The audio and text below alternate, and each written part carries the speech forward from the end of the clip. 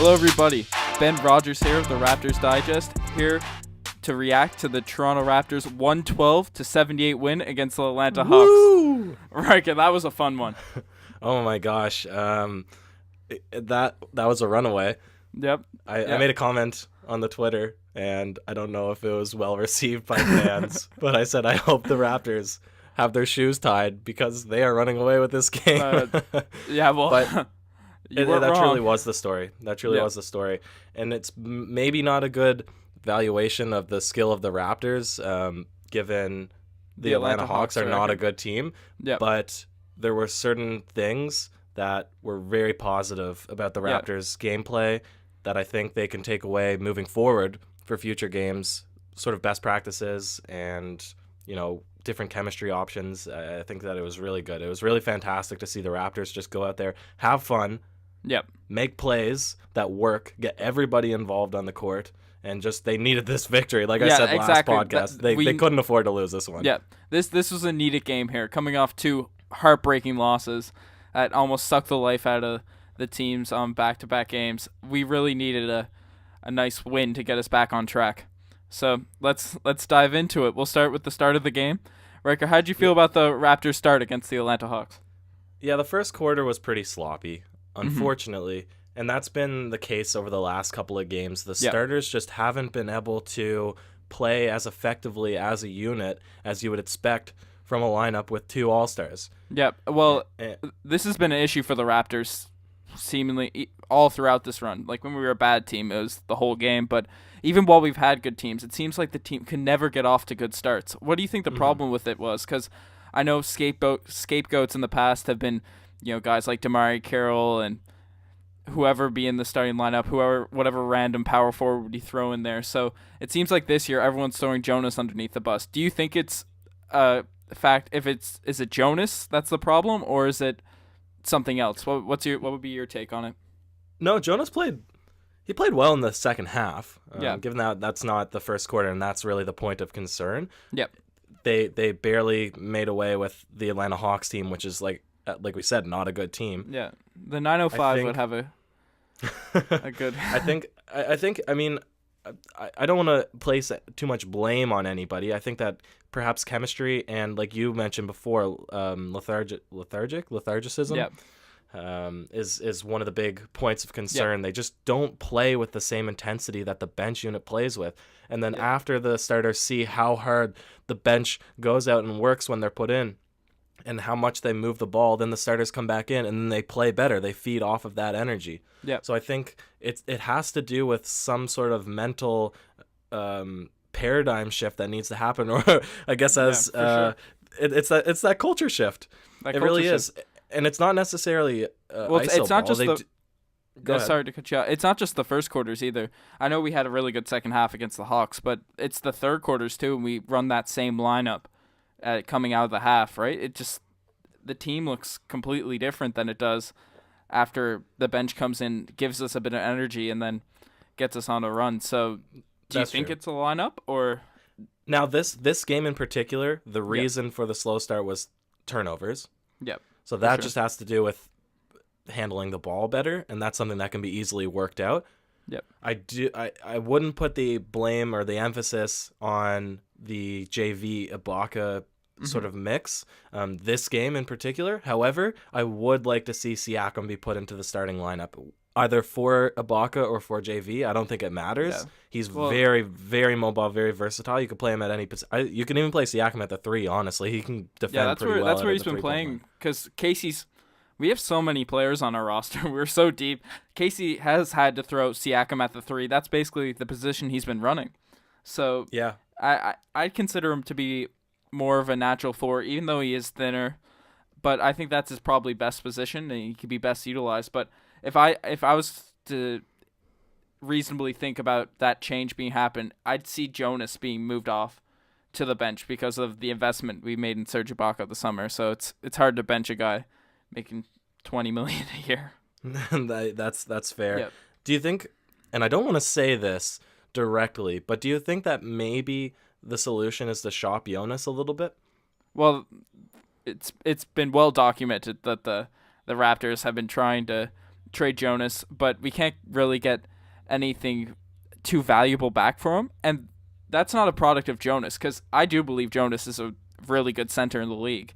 That's talent can't really be just out there in this today's league as a big lumbering guy in a 3-point shooting, fast, speedy league. So his trade value isn't there, but his value as a player can't warrant us just giving him away for a second round pick or something. Absolutely, and I would hate to see us deal away JV. I think that he has some key pieces, and I think that when we use him effectively, exactly, and when he puts it in his mind to rebound, to defend intelligently, and to be aggressive in taking it to the basket and not complain about missing sloppy shots, I find that like he gets a little bit in his head if he's not getting those running hook shots, which is his favorite.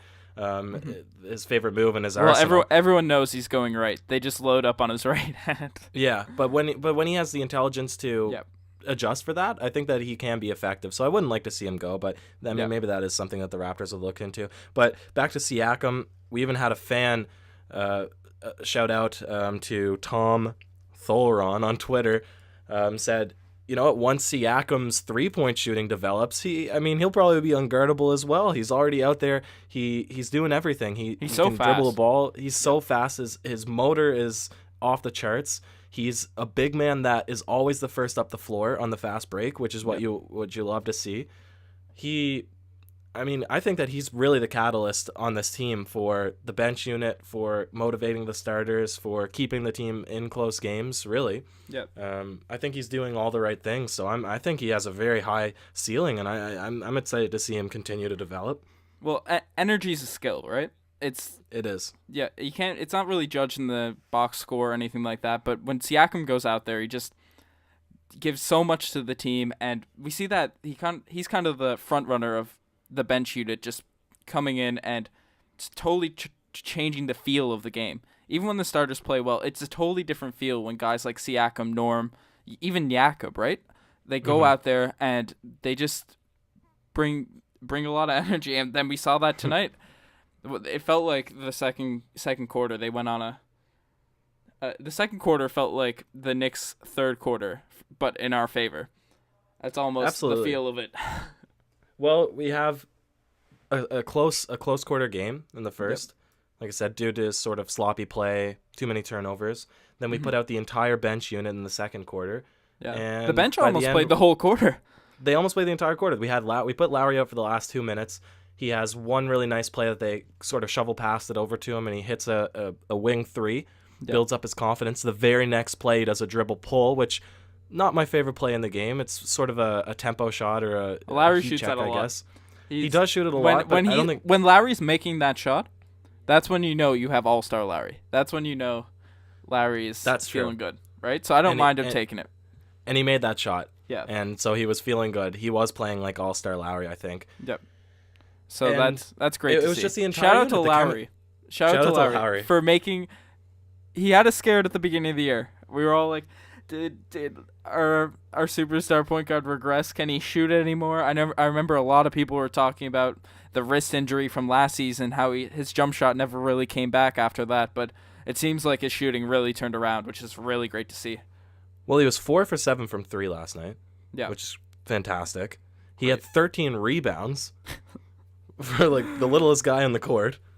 Yeah, 6 assists. I mean, he just played an all-around game. He played he played smart. He played like the leader. You mentioned it. He over the last couple of games, he's played very well.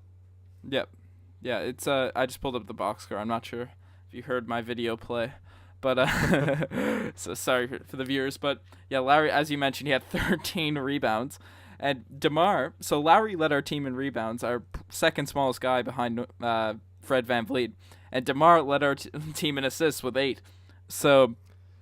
That's you wouldn't expect that going into the game. Would you like to see more assists from DeMar? I don't know if he necessarily needs to be an assist. I think actually it's probably just a structure of good ball movement, not necessarily DeMar creating 100%. Opportunities to dish, to drive and dish. That's not really his game style. I think just the ball movement was really good yesterday, and that's sort of how he got those 8 assists. But it is nice to see. I think. Oh, it's awesome.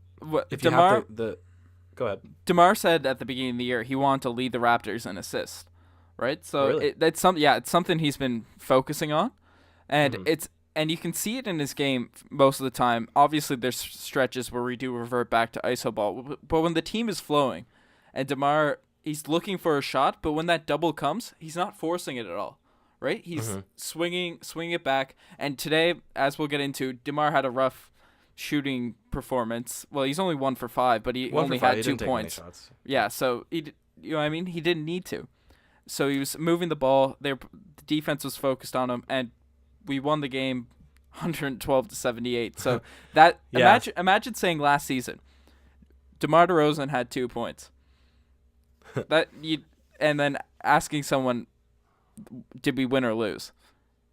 There's no one in the right mind who would say we won that game, right? And then it'd probably be a 20-point loss. So it's although we have bad spurts, it's nice to see we're trending in the right direction. That's true. Now, this is really a case study for the Atlanta Hawks specifically. Yeah. On a given team that's above 500, a playoff team in the East or the West, we wouldn't be able, in my opinion, be 100%. able to win the game if DeMar only scores 2 points. We do need more productivity. To beat the good teams, our all-stars have to be all-stars. So we'll get into that in a second. But as you said, it was definitely a very big margin victory. Mm-hmm. So really it was a case of first quarter, second quarter. The second half was just everybody played really well. The chemistry was there. The ball movement was fantastic. We even had Bebe Nogueira knocking down threes. Yo, Bebe got a stroke on him. Bebe can hit some threes, man. You know, even JV likes taking threes now. I think he takes about 1 a game. It's fun to watch. The shot form is disgusting, but you know what? If he makes one, then I'd be pretty happy about it. So it goes in. Yeah, if it goes in, it goes in. So it was just a fun game, second half. A lot of positive takeaways, I guess, and hopefully the Raptors can build on this for their next game. So we'll swing on over to play of the game, which we're still looking for somebody to help us name more creatively. So if you have any suggestions, shout out to our Twitter or to our comment section. We are looking for anything. Play of the game is just two. We'll give you a shout out on Twitter that's it. If you come up with a cool name. But the play of the game, my opinion, was, I think it was the third quarter, a Lowry strip, tosses it out to DeRozan on the move around the half, and the DeRozan with a sweet alley-oop to Siakam. That was awesome. It was a very, very finesse play, and I love to see it. I love to see Siakam running the floor. You know you're getting that hustle from him, but I love to see DeRozan with the mindset to pass the ball forward and not go for himself. I mean, he could have scored on his own, but it's nice to finish the play with that finesse. Yeah. Play of the day. It's not even a bad OGs. It's a good OGs, but it's like, oh geez, how did that even happen? Goes to second quarter, Norm Powell goes for a drive straight down the lane at the free throw line and gets bumped. It looks like both of his legs got swiped out from under him. Maybe he got Charlie Horst, and he somehow slips between two people. He's falling forward, underhand flicks it up into the heavens, and it somehow pops down, finish the layup. It was like a Steph Curry shot, but if Steph Curry was like, well, I guess he has made shots like this before, but falling forward, it was just this wild play. I thought he definitely got fouled on the play, but it was just this wild play that somehow miraculously went in. And it made me say, oh, geez. Would you look at that? We had a good OGs this game. I guess when you win by that margin, you're going to have a good OGs. But shout out to Norm. Norm, for the past 2 seasons, ever since he's been in the league, he's been able to get to the rim so well. Just finishing around the rim has been kind of an issue. And it seems this season, especially since he's gotten back from the hip injury, he's finishing everything around the rim. He can still get to the spots, and it's really great to see. Yeah. No, I absolutely agree. So now, our last segment, do you wanna bring it up? And then I'll give my opinion, and then on who the award goes to, and then you sort of give the analysis on it. Yeah, definitely. So today's Damari Carroll Gold Star Award. So who worst performance? The worst performance.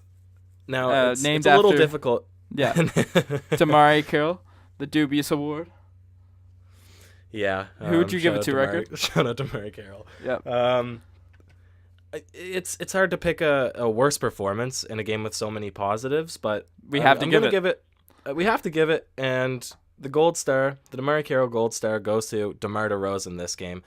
He needs to, despite having 8 assists and playing pretty well in the second half, the first quarter is really where he needs to step up and start the game with more intensity, more effort. 2 points just isn't enough, in my opinion, moving forward. I don't know what your thoughts are on that. Yeah, well, it's tough to judge a guy who didn't score but didn't need to for his team, right? I think he was just playing the best game for his team. But as you said earlier, he does need to score more against if we want to play a mid to decent to good team. But I think today it was fair. He lost his streak. He was 1 game behind Kyle Lowry for most games in double figures, like consecutive games in double figures, and he ended up 1 behind Kyle Lowry's Raptors record. So he was a bit frustrated by that after the game. Well, there you go. Even more reason to give him that badge of honor. The badge of honor? Nah. It's, you got to give it. We won by a very, very wide margin. It's all good. It's all good. It's all good. That's what the takeaway from this game should be. It's all good. Yeah. We're not crying. We're happy. We're happy podcasters again. Yeah, so a lot happier podcast than the last 2. For sure. All right, Ben. That's it for me. All right. Thanks everyone for listening. We'll be back next game to give you our insights. Thanks.